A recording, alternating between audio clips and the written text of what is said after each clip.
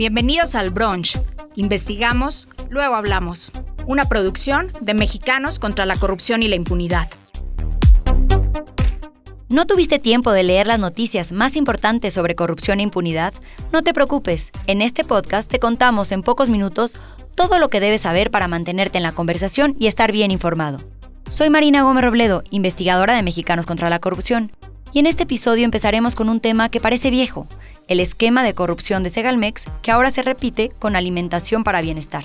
Seguiremos con la decisión del Tribunal Electoral del Poder Judicial, quienes resolvieron que no hay pruebas para considerar que hubo irregularidades en la elección del Poder Judicial. Hablaremos de cómo hemos bajado 24 lugares en el índice de desempeño ambiental. Nos iremos fuera de nuestras fronteras para escuchar el llamado de urgencia que los periodistas palestinos están haciendo a todo el mundo. Y hablaremos con el padre de José Francisco Martínez Walker, quien fue víctima de tortura, agresión sexual y homicidio por parte de policías estatales en Coahuila. ¿Ya tienes tu café o mimosa listos? O como les gusta a nuestros amigos de Oaxaca, ¿tu mezcal? Disfrútalo y acompáñanos. Comenzamos con una historia que huele a recalentado, pero no del que sabe rico. Hablamos de esquemas de corrupción que parecen sacados del mismo molde. ¿Recuerdas a Segalmex? Aquel organismo creado durante el sexenio de López Obrador, supuestamente para garantizar que todas las y los mexicanos tuvieran acceso al abasto de alimentos básicos como maíz, trigo, arroz, frijol y leche, pero que irónicamente fue el escenario del mayor escándalo de corrupción de ese sexenio. Pues prepárate. Tras aquel escándalo en el que se repartieron miles de millones de pesos a empresas fantasma, se creó durante el gobierno de la presidenta Claudia Sheinbaum Alimentación para el Bienestar. La promesa, aprender de los errores. La realidad, una repetición casi exacta de los mismos patrones de corrupción. 5 empresas, todas con vínculos entre sí y algunas creadas hace apenas 2 años, lograron contratos millonarios. Para hablarnos más a fondo sobre este tema, nos acompaña esta mañana la periodista Valeria Durán de Mexicanos contra la Corrupción. Te voy a contar cómo 5 empresas con vínculos entre sí, algunas creadas hace apenas 2 años, fueron utilizadas en procedimientos de contratación para obtener asignaciones por casi 2,000 millones de pesos. El nuevo organismo Alimentación para el Bienestar ha repetido los patrones de corrupción que hundieron a Segalmex, como la simulación de competencia, las empresas fantasma con direcciones inexistentes y los prestanombres usados sin su consentimiento. Una de estas empresas utilizó la identidad robada de una mujer enferma y desempleada para firmar contratos millonarios. Así que aquí voy a contarte cómo Alimentación para el Bienestar replicó el modelo de corrupción de Segalmex y asignó 2,000 millones de pesos a empresas fachada. Empecemos con la historia de Vanessa, una mujer de 49 años de edad que actualmente se encuentra desempleada y recuperándose de una herida en su pierna. Ella es accionista de una de las empresas que recibió más de 256 millones de pesos en contratos públicos con Diconsa, pero ella ni siquiera tenía idea de que fuera una empresaria tan exitosa, ya que mientras su alter ego se encontraba recibiendo recursos públicos, ella trabajaba en un call center. Su historia es la evidencia de que la corrupción no desapareció en Segalmex y que por el contrario se expandió a Alimentación para el Bienestar, que es la nueva dependencia creada por el gobierno de Claudia Sheinbaum. Las empresas Family Doc, Abastemade, Conquistolo, Grupo Pelmu y Todólogos.com son las empresas de esta red de apariencia fantasma que, además del uso de prestanombres usados sin su consentimiento, aportaron como direcciones fiscales departamentos, oficinas y bodegas donde nadie los identifica. La Auditoría Superior de la Federación, en la revisión que realizó a la cuenta pública en 2023, aportó indicios de la forma de operar de esta red de contratistas y descubrió vínculos entre ellas. La Auditoría Superior encontró que en 16 procedimientos de contratación para programas especiales en Diconsa presentaron cotización las empresas Abastemade, Grupo Pelmu, Todólogos.com, Conquistolo y comercializadora Family Doc, las 5 vinculadas entre sí. Al revisar las actas mercantiles de las empresas de la red, desde MCCI encontramos más puntos de coincidencia. Por ejemplo, Vanessa, la mujer que le trabajaba en un call center, aparece como accionista en Conquistolo y en Abastemade, y su socio en estas empresas también es apoderado y accionista a la vez en otra de las empresas de la red. La comisaria de Family Doc, Viviana, es también comisaria de Conquistolo. Toda una red, todos mezclados, y por lo que vemos en este caso, todo queda en familia. Gracias, Valeria. Ante nuestra investigación, Alimentación para el Bienestar negó que haya tenido contratos con una de estas empresas, Conquistolo S.A.D.C.B., pero en Mexicanos contra la Corrupción y la Impunidad demostramos, con documentos en mano, que esa empresa fue contratada en octubre de 2024, cuando Sheinbaum ya había asumido la presidencia. Un déjà vu institucional con sabor a impunidad. Siempre es duro confirmar que los mismos vicios siguen cociéndose, pero es necesario documentarlo y evidenciarlo para que este plato fuerte no se repita en cada sexenio. Pasemos a otro tema que también es difícil de digerir: la captura del Poder Judicial. Esta semana, María Amparo Casar, en su columna A Juicio de Amparo, pone la lupa sobre un punto crítico. El Tribunal Electoral del Poder Judicial de la Federación ha decidido que no hay pruebas suficientes para considerar que hubo irregularidades en la elección del Poder Judicial. Y los acordeones masivos y las sospechosas coincidencias estadísticas, todo eso fue, según lo calificaron, mera especulación. El tribunal rechazó que estuviéramos ante una estrategia ilegal, coordinada o generalizada, lo cual es preocupante, porque mientras nos sirven discursos de legalidad, lo que realmente se cocina es una captura institucional. Lo que está en juego no es menor. Jueces, magistrados, ministras y ministros podrían estar al servicio de una sola figura. Y, spoiler alert, no es el pueblo. Escuchamos a María Amparo Casar, presidenta de Mexicanos contra la Corrupción, con más detalles. Concluyeron todas las etapas de impugnación que hubo durante el desaseado proceso electoral, a través del cual se eligieron más de 800 cargos del Poder Judicial. El 1 de septiembre tomarán posesión, además, los integrantes de los 3 órganos más importantes del Poder Judicial: los y las ministros de la Corte, los y las magistradas del Tribunal de Disciplina y los 2 magistrados faltantes del Tribunal Electoral. Una aberración política cuyo único propósito fue capturar no solo a la Suprema Corte de Justicia de la Nación, sino a todo un poder que, bajo ningún parámetro democrático, debió haber sido electo popularmente y, por añadidura, con trampas descomunales que fueron denunciadas por más de 160 medios de impugnación y reportes sólidos que mostraron la falta de equidad y la ilegalidad del proceso. A pesar de todas las evidencias, la mayoría de 3 del tribunal sentenció que los análisis y pruebas eran pura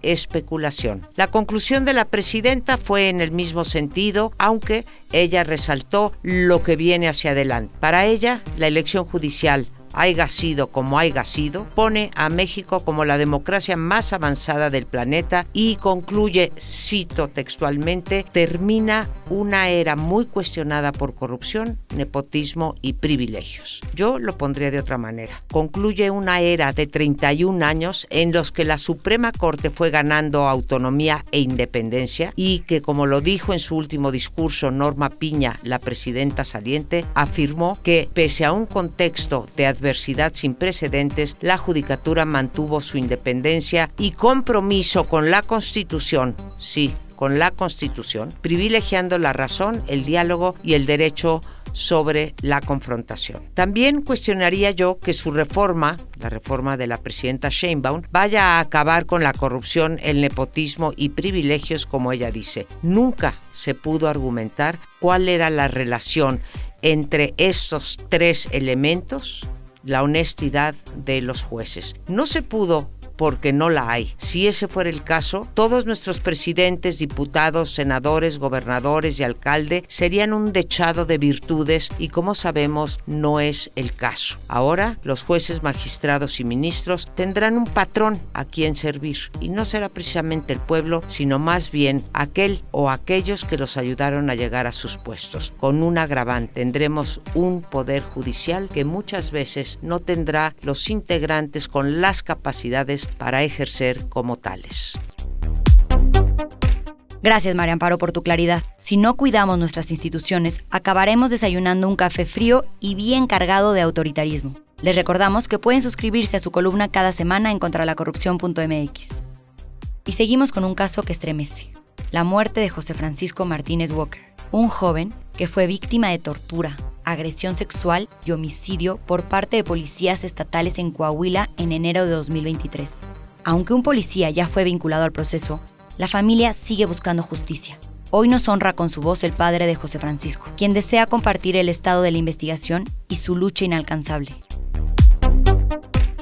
Ha sido muy difícil para mí, ya que en Saltillo, Coahuila, los derechos humanos no me apoyaron en nada. Se inclinaron más por proteger a los policías estatales que secuestraron, golpearon, torturaron y violaron sexualmente a mi hijo con un arma blanca y dejándosela dentro de su estómago a una profundidad de 22 centímetros, misma que le cortó el intestino grueso, el intestino delgado y otros órganos de su cuerpo. Pues jamás recibí la ayuda adecuada por parte de los derechos humanos en Saltillo, Coahuila, ni por parte de la CEAP tampoco en Saltillo, Coahuila, tampoco me ayudaron en nada. La Fiscalía en Saltillo, Coahuila manipuló a su antojo la carpeta de investigación, poniendo muchas mentiras. Decía que mi hijo se había tragado la navaja él solo, que él echó la navaja dentro de un pan que traía en la mano y que se lo comió y se la pasó con la Pepsi también que traía. Ellos manipularon la carpeta de investigación en su totalidad a su antojo. Yo hablé directamente con el actual gobernador Manolo, con el ex fiscal Coahuila y con el ex secretario de Seguridad, actual fiscal de Coahuila. Yo hablé con ellos, tienen más poder ahí en Coahuila. Cuando hablé con el gobernador, Manolo me envió directamente con el ex secretario de Seguridad, y cuando yo hablé con él, el señor me dijo que a mi hijo ya nadie me lo iba a regresar y quería llegar a un acuerdo monetario, económico conmigo, cosa que me sorprendió, ¿verdad?, por parte de él, ¿verdad?, ya que es secretario de Seguridad. Y pues me ofrecían una casa y un carro y dinero en el banco para que yo ya no volviera a trabajar nunca y para que mi otro hijo y yo tuviéramos una vida digna, como que si no la tuviéramos. El hecho de no tener la casa y los carros que ellos tienen, ¿verdad?, no quiere decir que nosotros no tengamos una vida digna. La verdad, yo creo que lo tomé como una falta de respeto. Ha sido todo esto muy duro, muy difícil, como algo inalcanzable. Se creen intocables, más que nada, el gobierno de Coahuila. Los derechos humanos en Saltillo, queriéndome forzar a firmar unas hojas donde decía que mi hijo se había tragado la navaja, cuando todo el daño fue por la parte de atrás. La CEAP de Saltillo también me quisieron hacer firmar unos papeles que, yo no firmé, ¿verdad?, porque era todo falso. Pues todos ellos en conjunto, tanto el gobernador, el secretario de Seguridad, el ex fiscal, director del hospital, la Cruz Roja, los derechos humanos, todos ellos, la fiscalía, violaron nuestros derechos en su totalidad, ¿verdad?, y inclinándose más por querer ayudar a los policías y no a nosotros que fuimos las víctimas. Muy difícil, oiga, da mucho miedo todo esto, como yo enfrentarme a todo el gobierno de Coahuila, pues es muy difícil, ¿verdad? Pero confío en la Fiscalía de la Ciudad de México y confío en la presidenta, la doctora Claudia Sheinbaum Pardo, que me va a apoyar en esto también, ya que yo tuve el gusto de hablar con ella en la ciudad de Ramos Arizpe, Coahuila, en su última visita. Yo hablé con ella personalmente y le expuse el caso de mi hijo José Francisco Martínez Walker, ciudadano norteamericano. Y ella me dijo que me iba a apoyar, y el día 28 de agosto allí personalmente hice mi petición y la entregué en el Zócalo. Y espero respuesta, ¿verdad?, por parte de ellos. El gobierno de Coahuila, todos ellos asesinaron a mi hijo y todos ellos en conjunto hicieron hasta lo imposible por que este asesinato quede impune. Le agradecemos por su valentía. Su voz es necesaria para que la impunidad no se vuelva costumbre. Para seguir con nuestro brunch, aunque sé que es difícil después de esta historia, hablemos de un tema que nos afecta a todos, aunque no siempre lo vemos. México retrocedió 24 lugares en el índice de desempeño ambiental elaborado por la Universidad de Yale. Ahora estamos en el lugar 97 de 180 países. Sí, ni en el top 50, ni en el 70. Estamos detrás de países como Venezuela, Guyana o Barbados. ¿Qué pasó? Desde hace años, en Mexicanos contra la Corrupción, hemos documentado cómo la política ambiental del gobierno, primero con López Obrador y ahora con Sheinbaum, ha descuidado seriamente el medio ambiente. Y eso, que nuestra presidenta tiene un doctorado en Ingeniería Ambiental y formó parte del equipo del panel intergubernamental sobre cambio climático que ganó el Premio Nobel de la Paz en 2007. Increíble que siga apoyando proyectos sin sustento ecológico como es el Tren Maya. Para contarnos más, nos acompaña la periodista Evelyn Cervantes. La política ambiental en tiempos de la Cuarta Transformación impuso una nueva forma de gestionar el capital natural del país y enfrentar los retos ambientales como la contaminación, el cambio climático, la deforestación, el cambio de uso de suelo, la gestión de residuos y la seguridad hídrica nacional. Durante la administración del presidente Andrés Manuel López Obrador, la turbulencia en el sector ambiental trastocó hasta en la titularidad de la Semarnat, que atravesó por el cambio de 3 secretarios. Con una visión distinta sobre la gestión del medio ambiente, la Semarnat optó por debilitar instrumentos como la manifestación de impacto ambiental y su evaluación, los cuales eran clave para minimizar los daños a los ecosistemas a causa del desarrollo. Además, obras de infraestructura como el Tren Maya, la refinería Dos Bocas y el programa Sembrando Vida acapararon el presupuesto del sector medio ambiente. Las instituciones fueron dirigidas por funcionarios con perfil de operadores políticos. Por ejemplo, la Semarnat eliminó la Subsecretaría de Gestión para la Protección Ambiental. Permaneció solo la Subsecretaría de Política Ambiental y Recursos Naturales a cargo de Iván Rico López, exdirector de Vinculación Interinstitucional de la Secretaría de Bienestar, y la Subsecretaría de Regulación Ambiental que dirigió Alonso Jiménez Reyes, exdirector de la Unidad de Administración y Finanzas de la Secretaría de Bienestar. En el mismo sentido, Luis Meneses Murillo, a quien se identifica como un operador político de Morena y líder social, quedó al frente de la Comisión Nacional Forestal. Además, programas como Sembrando Vida, Dos Bocas y el Tren Maya se implantaron a costa de programas que estaban en el sector ambiental.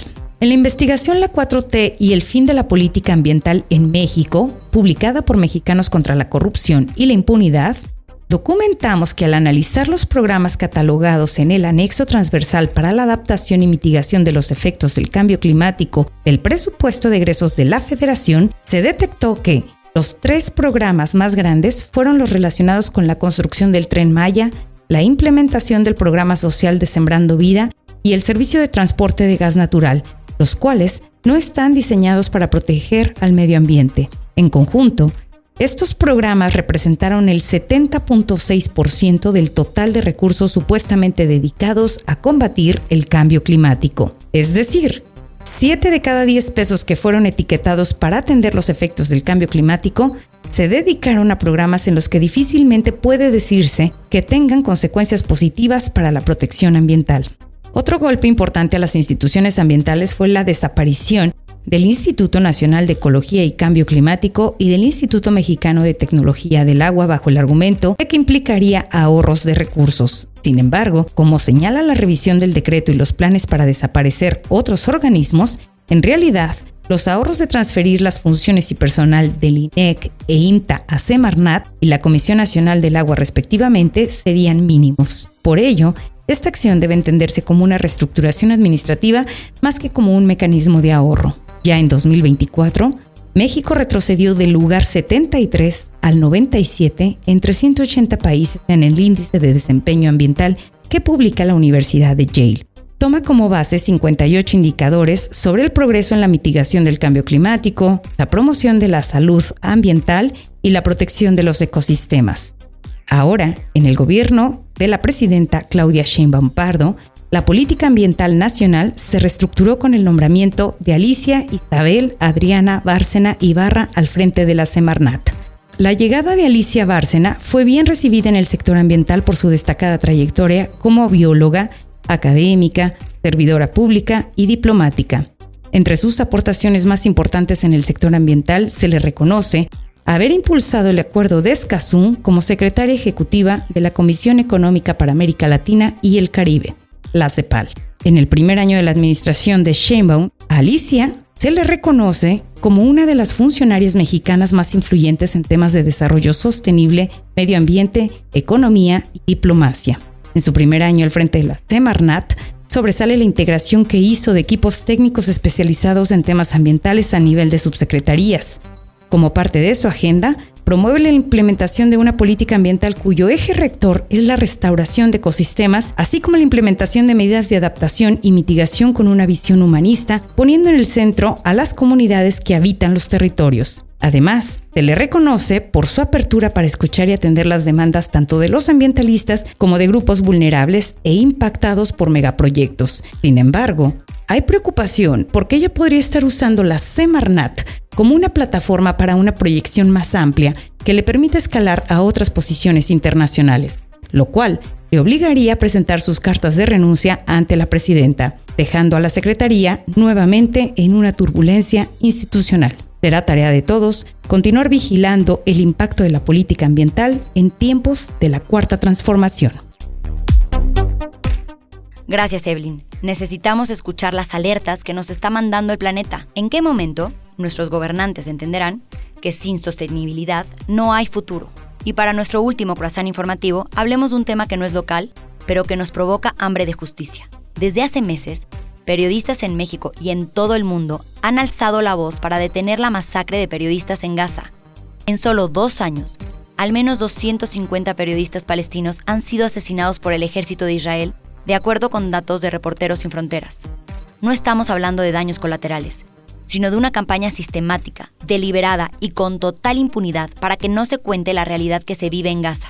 Escuchemos este desgarrador mensaje en inglés del periodista palestino Mohamed Assad, grabado en lo que él llama la última llamada desde Gaza. This is the last call from Gaza City. For all foreign journalists in the world, please come to Gaza and start covering with us. We don't have any protection. 245 Palestinian journalists killed at the moment. Please come to us and compress in your governments in everywhere and come to Gaza. We don't have any protection. We don't have gasoline in our cars.